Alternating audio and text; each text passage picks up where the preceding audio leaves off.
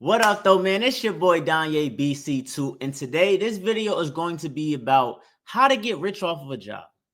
So, a lot of people sit here and tell you, "Oh, start a business. Oh, do what you like. Oh, this and that. I can't work a 9 to 5." Just all the excuses in the world. You hear it all the time on the internet, and I'm here to tell you something different. You can get rich off of a job. All it takes are 9 steps. I got 9 steps for you, and I'm gonna break down each step by step. And I'm not trying to make this video real long, but if you really apply the things that I'm gonna tell you, you will start to see real progress. This will be the formula, the key that if you stick by it, can get you very rich. Number one, have goals and plans. Before you do anything, before you start to really level up, start seeing real progress, you have to have a plan. You have to have a goal and set in mind so you know what you're achieving. If I told you right now, hey man, how are you gonna get rich? And you're like, man, listen, I'm gonna just get rich. I'm gonna just start working a job. I'm gonna stack up all this money. That's bullshit. Because as soon as rough times happen, what you gonna do? Oh, have an excuse. Oh man, something happened with my car. This happened, this happened. Because you weren't prepared, you weren't set. So at first, you got to set goals and plans ahead of time so you can stick to the script. You have to stick by the script. And that's the only way you can see real progress, because consistency is the most important thing when it comes to building wealth and managing your money. You got to be consistent. You got to do what you say you're going to do every week, every other week if you get paid every 2 weeks. So having goals and plans. Number two, find a good paying job. I know it's hard out there finding jobs, but I say you got to find a job that's going to pay you a good amount of money, at least $20 an hour, because the more money you make, the more you can put toward things that's going to help you and give you more money in your pocket in the future. So if I'm making $40 an hour and the person next to me is making $13 an hour, we both can build for success, but I'm going to get there 4 times faster because I have more money to play with. So getting income and finding skills, getting into trades, doing things that's going to allow you to put more money in your pocket is always the best outcome. Me, for say, I could go the traditional route, getting a job, a regular 9 to 5 job after college, but I chose to go into trucking because I understand that from trucking I can make 90,000 first year, which I do. And so that allows me, now I have more access to money to where I can put it in different places to help me grow and become successful real quick. So that's the second thing. Find a good paying job. Number three, living below your means. When you start making money, when you start feeling good, when you got some money in a tuck, you start to feel yourself. I'm not gonna lie. It happened to me. I had a business and I was making bank. I made 6 figures in the first 6 months of my business that I had. And I was spending. I ain't gonna lie to you. I was feeling good. I was walking up to girls like, how you doing? Cause I already knew I'm the prize, motherfucker. I'm making thousands of dollars a week. I'm feeling myself. I'm feeling good. And I had that swag, that confidence, and I was doing dumb stuff. So I'm sitting here telling y'all that y'all gotta not, when y'all start progressing, start making more money, you can't go backwards and start spending it, because now you're deviating away from the whole plan. You're feeling yourself too much. You're going to lose money, and nothing good always lasts. Remember that. You got to be prepared for a rainy day. So we got to live below our means. We got to, even when we start getting that 90,000 a year, maybe 100,000 a year, we got to live like we're only making 40,000. And that's the true key. You got to maybe go get a roommate. Maybe go back and live with your parents. Even if you're making all that money, go back and live with your parents. Don't go buy that $20,000 car that you're financing out. Go buy that $6,000 car, get it paid off outright. So now we don't got to worry about no interest. Oh, and all we got to do is worry about insurance. That's the key. Maybe it's cooking. Maybe it's cooking. Maybe it's finding hobbies that don't allow you to spend money. You feel me? So try to get rid of all expenses. Try to live very below your means, even though you got all this money coming in. That's the best habit. So now let's get to number 4. Number 4 is max out that 401k. Max it out completely. And even if you want to put more money on top of that, right now, I do 10%. Even if you want to do more money on top of that max, do it, because number 1, it's helping you toward future goals. You're going to have that money. It gets taken out of every check. So you're not really going to see it. You're not really going to notice it for real. And it's not going to change your lifestyle at all, because it's money automatically taken out. Your brain doesn't even think about it. And it's also a tax write-off. Taxes are very important for you guys out here. I know this is like how to get rich from a job 101. Yeah, I mean, I'm not really going deep into detail, because I just want y'all to get the gist of it. But taxes is super, super important when you start making money. So 401k is just one way that you can save on taxes. That means you get to write off that 401k payment that you give out. So for myself, let's just say I made $100,000.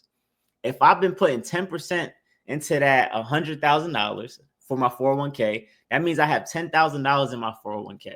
Me writing it off allows me to offset how much money I make. So instead of me making $100,000 on paper, I make $90,000 on paper, because I can take $10,000 away from my 401k to lower my taxes. So now I can only get taxed on $90,000 instead of $100,000.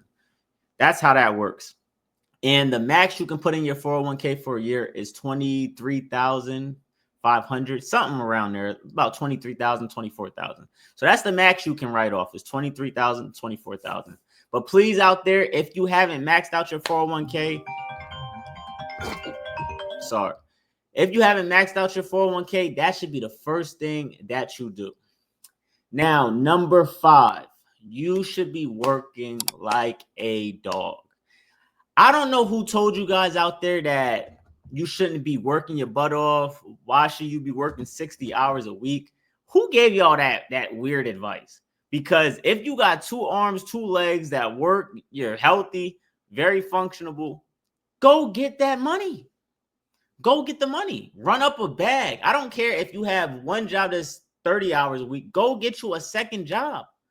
I work over 60 hours a week, so I'm not telling you something I don't do myself. But y'all got to start grinding, really putting in the work, and be around people that put in the work also. If somebody's telling you you work too much, get rid of them. Get rid of him, because he's a cancer. He's going to be trying to lower your standards because he wants you to be in the same place as him. When people start seeing you succeed, they get a little how I say, a little jealous. They also get a little intimidated. They don't like to see you growing while they're not. So stay away from people that aren't supporting you, aren't pushing you, aren't telling you that you should be doing more, because you could be doing more. So grind 60 plus hours a week. No excuses. Run up that bag. Number 6, budget. One of the best things about working a regular job is you know how much money's coming in basically at the end of the week. Working your own business, you don't know how much money's coming in. It might not be that much. It might be a lot, but you don't know. So it's harder to budget. With a job, you know how much money's coming in. You know how much expenses is already there. So you should be budgeting, figuring out, all right, let's say I take home $1,000. Let's say my expenses is $300 a month. Now I got $700 a month to play with. With that $700, I'm going to put it away. I'm going to put it, not $700, maybe $500 at $700. I'm going to put it away, invest it. The other $200 I can play with. And that gives me the seventh the 7th step. Give yourself wiggle room. I hate people that act like they want to hoard away all this money, put all this money away, 90% of your check away. No, you should have money that you could also spend a little bit on yourself. It's unrealistic for you to put all your dang money into investing, which I know a lot of people are like, oh, I can do it. No. Reward yourself sometimes. Put a little money away in the tuck to spend, do a little stuff, but not majority of your money should be going to that. The majority of money should be going to investments. So number 6 is budgeting. Number 7 is give yourself wiggle room to spend. Number 8, and this is very important for my people out there, you should be investing a majority of that money. So if 50% of your money is after expenses, a majority of that money should be going towards your investment account. Now, if you like stocks, if you want to get into more of learning about stocks, ETFs, bonds, and things of that nature, how to invest it, that's cool. Get yourself a Fidelity account, a Robinhood, just different platforms to where you can buy stocks, you can buy ETFs, and you can grow from there. Do I recommend most people do this? No, because I think a lot of people aren't disciplined. They're not going to stick to the methods. They're not going to dollar cost average. That means every week putting the same amount of money in there and allowing it to grow over time. I think a lot of people should get a financial advisor. Financial advisors are people that you hand money to and they invest it for you. So every 2 weeks, every month, you can go there with a check, give it to them, and they just put their money in the market. And they are the ones who have the ability to invest your money in things that they feel will grow your money in the future. I know a lot of people with financial advisors. Of course, do your research, learn more, talk to people, but invest your money. This is the 401k, the financial advisors or people that buy stocks. This is the stuff 15, 20 years down the line will be hundreds of thousands of dollars that you have building up, that you have giving you wealth, and this is how you get rich. This is the real key to getting rich, is investing very young and allowing that investment money to grow over time. And then lastly is stay down. Like I said, when the money starts growing, you're going to get excited, which is cool, but stay down. I recommend stay down for at least 3 years at minimum, because 3 years you can really see some progress per se. And that's why I said income is important too, because for me, if I make $100,000 for 3 years, that's $300,000. That's over $250,000. And if I stayed down and did this step by step, out of that 300,000, I probably have put up close to 200,000 because I kept my expenses real low.